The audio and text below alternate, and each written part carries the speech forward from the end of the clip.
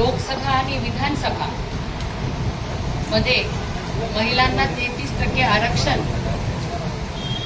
मिळणार होतं आणि देशभरातून सर्व महिला त्या उत्सुक होत्या की नुसतं भाषणांपुरतं नाही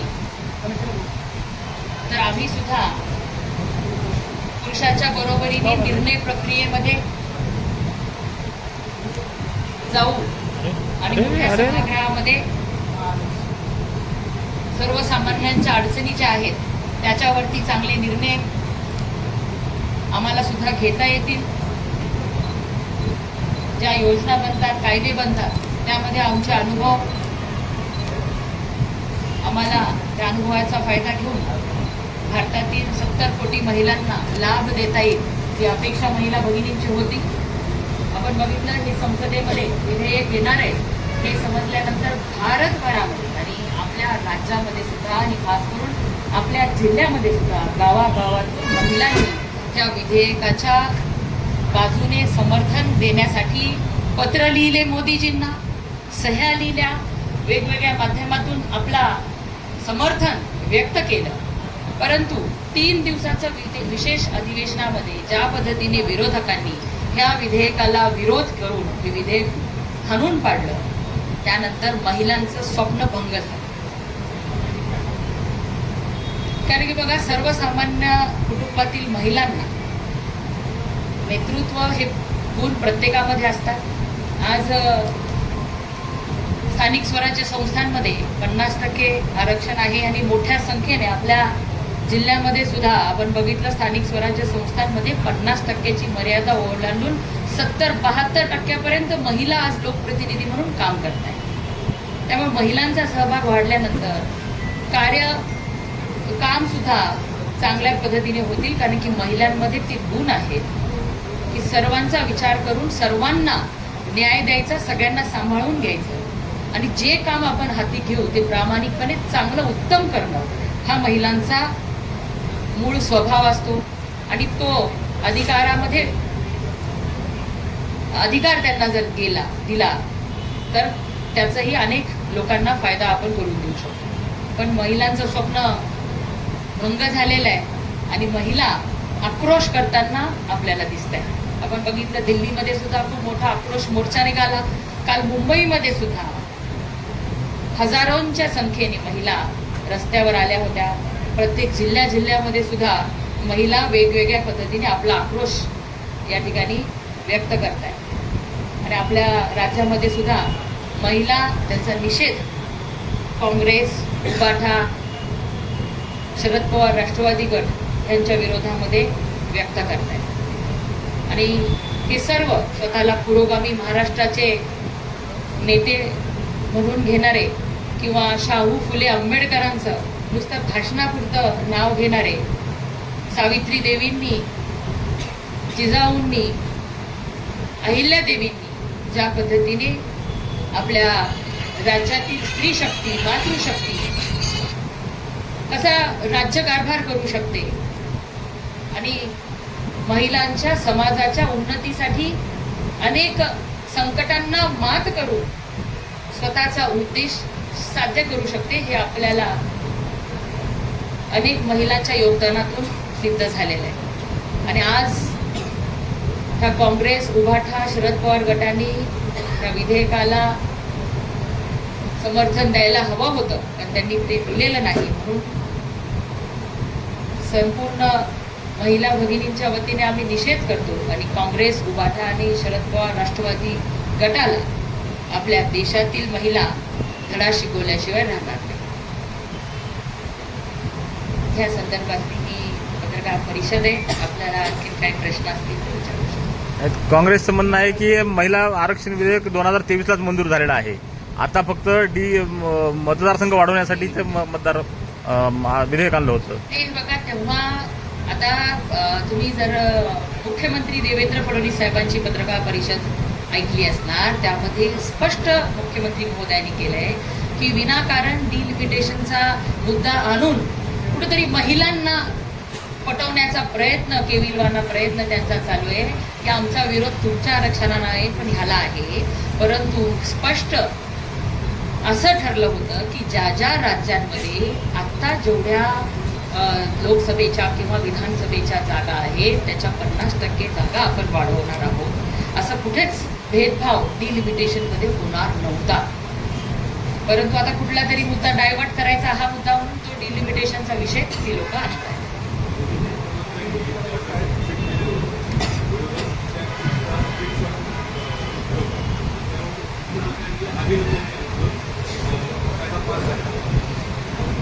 हे बघा त्या मुख्यमंत्र्यांनी ते ट्विट केलं कारण की आपण तो तेव्हा 2/3 मेजॉरिटी भाजपाकडे होती म्हणून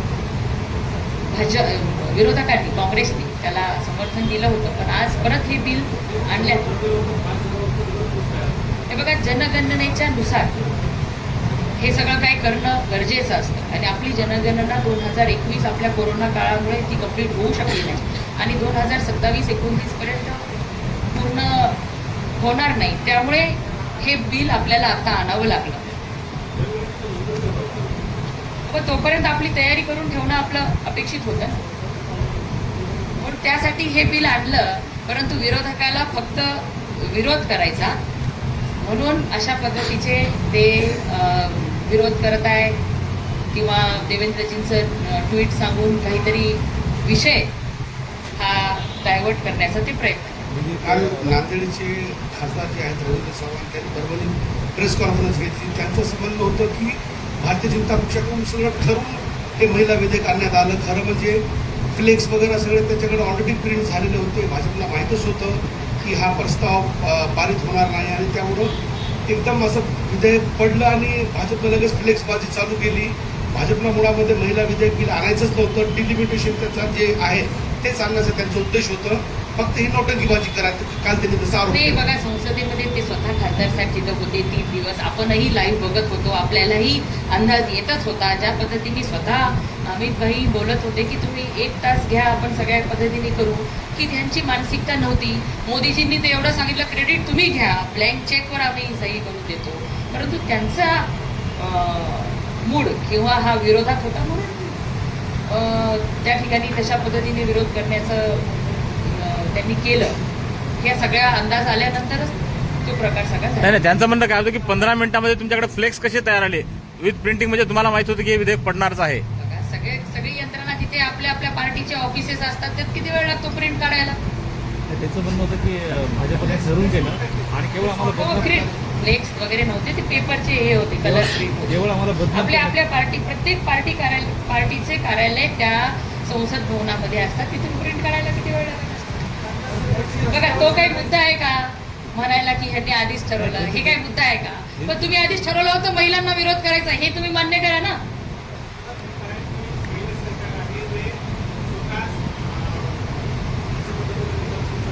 त्यांचं म्हणणं की भाजपचा एकच अजेंडा की काँग्रेसला बदनाम करायचं, दुसरं काहीच नाही. मग तुम्हाला बदनामी पाहिजे नव्हती तर तुम्ही महिला विधेयकाला समर्थन करायला पाहिजे होतं. नुसतं तुमचं निवडणुकांपुरतं महिलांची आठवण, जसं प्रियंका गांधींचा लडकी हूँ लढ सकती हूँ. आणि आता जेव्हा महिलांना मुलींना लढण्याची संधी ह्या विधेयकाच्या माध्यमातून येणार होती ती सुद्धा तुम्ही डावलून टाकलेली आहे. म्हणजे फक्त निवडणुका आल्या की महिलांच्यासाठी छान घोषणाबाजी करायची, मतदान घ्यायचं, परत महिला विसरून जायच्या. ही त्यांची मानसिकता उघड झालेली आहे. पूर्ण देशाच्या समोर महिलांच्या बाबतीमध्ये काँग्रेसचं धोरण काय हे उघड झालेलं आहे. ह्याच्यामध्ये काही लपवण्याची गोष्ट नाही आहे. प्रत्येकाच्या जवळ आहे. आणि आता सावरासावर करण्यासाठी मग ते देवेंद्रजीचं ट्विट दाखवत आहे, मग काय फ्लेक्सच आले म्हणून सांगताय. हा केविलवाना प्रकार त्यांचा. हे सगळं काही सावरासावरी करण्यासाठी. परभणीमध्ये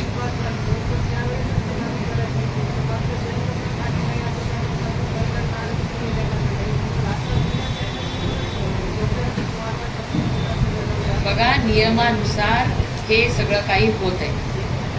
आणि स्वतः मुख्यमंत्री महोदयांनी चॅलेंज केलंय की त्यांच्या समकक्ष कुठल्याही नेत्यांनी या ओपन डिबेट तेही करायला तयार. त्यावर प्रश्न निर्माण झाले, समकक्ष म्हणजे नेमके काय?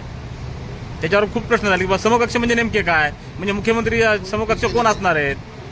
मुख्यमंत्री एखाद्या त्यांचे माजी मुख्यमंत्री, आता तर मोठ्या राज्यांचे मुख्यमंत्री नाहीये किंवा त्यांच्या नाही तर परत माजी म्हणलं तर समकक्ष होतील की नाही? कोणी उरलेलाच नाही. मग त्यांच्यासोबत कोण करणार डिबेट कोण करणार स्वतः राहुल गांधींनी करावं. मग तसं त्यांनी नाव नाही सांगितलं समकक्ष म्हणाले ते परभणीमध्ये काय आक्रोश मोर्चा वगैरे काढणार आहात? महिलांचा आक्रोश आहे तो व्यक्त होत आहे. आमच्या सगळ्या लोकप्रतिनिधी इथं आलेल्या आहेत बघा, सभापती, सगळ्या अध्यक्षा, महानगरपालिकेच्या आपल्या गटनेत्या सगळ्या, आणि त्यांना महिलांचा फोर्स आहे की आपण सुद्धा आक्रोश मोर्चा काढावा. आणि म्हणून परभणीमध्ये आक्रोश मोर्चा काढण्यात येईल, कारण की त्या सगळ्यांचा दबाव आहे. मलाही त्यांनी कळवलेलं आहे, कारण की गाव पातळीवरची महिला सुद्धा आज खूप आनंदी झाली होती आणि आज तेवढीच दुःखी झालेली आहे. महिलांचं दुःख हे जरी त्या कशा पद्धतीने व्यक्त करू आता जरी करणार नाहीत, पण त्या मनात ठेवणार आहेत. आणि हे दुःख किंवा काँग्रेसला उभाठाला आणि शरद पवार गटाला धडा शिकवल्याशिवाय महिला भगिनी आपल्या राहणार. मग कक्ष पाहिजे ना. कुणी उठ सूट कुणी म्हणणार की माझ्यासोबत डिबेट करा. आमचे नेते आहेत, देशाचे नेते, आज मुख्यमंत्री होईल, मग होतील. मग नाही आज